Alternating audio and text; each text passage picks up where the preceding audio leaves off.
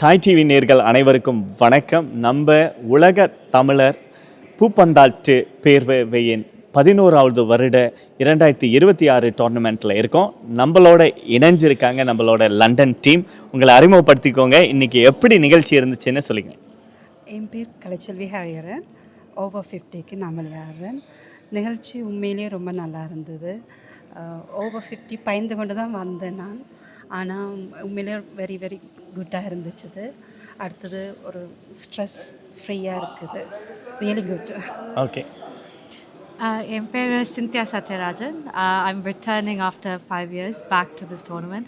I'm playing Open Masters Mixed Doubles and ரொம்ப நல்லா போயிட்டுருக்கு. I really enjoy it. It feels like home, coming back to home after a long time. Super super. நீங்கள்? என்னோட பேர் Gabriella. நான் under 17 singles and doubles நான் வாடுறேன். It's a really good experience. I think it's good for younger generations to be playing in tournaments like this and I really like it a lot. Okay அக்கா, உங்களை மாதிரி பெண்கள் நிறைய பேர் உங்கள் நண்பர்களே நிறைய பேர் வீட்டில் இருப்பாங்க. அவங்களுக்கு என்ன சொல்ல விருப்பப்படுறீங்க? நீங்களே இதை வந்து பார்த்த பிறகு உங்களுக்கு எப்படி ஃபீல் ஆனிச்சுன்னு கொஞ்சம் சொல்லுங்கள். உண்மையிலே நல்லா இருந்தது. இப்போ நானே என் ஹஸ்பண்ட் மோரியஸ் இங்கே விளையாடுறவர். நிறைய தரம் என்ன கேட்பார். நான் பயப்படுறது ஒரு பனிக்கு இருக்கும் தானே, இப்போ வரமாட்டேன்னு சொல்கிறது தான். ஆனால் இந்த முறை தான் ஃபஸ்ட் இயர் எனக்கு. Really super. எல்லோரும் இப்படி வந்து விளையாடினா உண்மையிலேயே ஒரு ஸ்ட்ரெஸ் ரிலாக்ஸாக இருக்கும். வீடு சமையல் அப்படி இருக்காமல் இப்படி வந்து போகும்போது நிறைய மைண்ட் ஃப்ரீயாக இருக்கும். இன்னும் நிறைய ஃப்ரெண்ட்ஸ் சேருவினோம். அதுகள் எல்லாம் ரொம்ப நல்லா உண்மையிலே குட்டாக இருக்குது. ஸோ உங்களை மாதிரி யங்கர் ஜென்ரேஷனுக்கு நீங்கள் என்ன சொல்ல விருப்பப்படுறீங்க? That I think you should obviously go for every opportunity. It's very lovely. Over the years, ella nariya different standards, but the game quality is so well. So I think you should always play, even if you feel like level higher irundhalum vilaadnu, because that's how your game will get better. So definitely.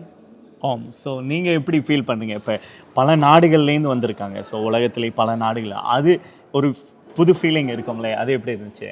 It's really good. It allows you to make new friends.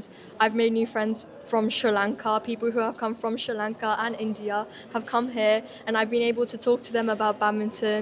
Yes, they might be better than me, but it's a great experience and it's really fun. Okay. So நேர்களே, நீங்களே நிறைய கேட்டு தெரிஞ்சிருப்பீங்க. நம்ம பெண்கள் வந்து இந்த தமிழ் சமுதாயத்துக்கு ஒரு மிகப்பெரிய தூண்.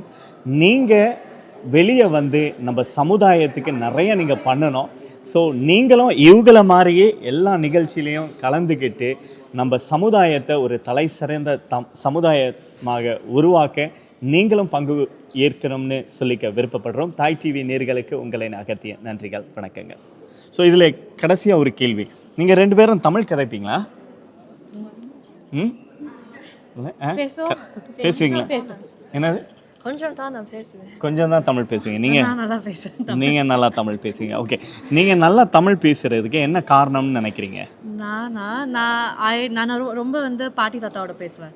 நான் வந்து I talk to them for like 1 hour நான் பேசுவேன்னா. ஸோ நான் இங்கே I moved here 2009. ஆனாலும் நான் டெய்லி பேசுவேன் அவங்களோட.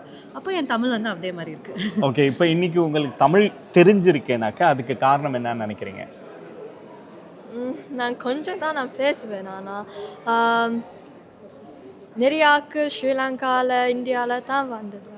And when they're speaking Tamil, it makes me want to speak Tamil as well.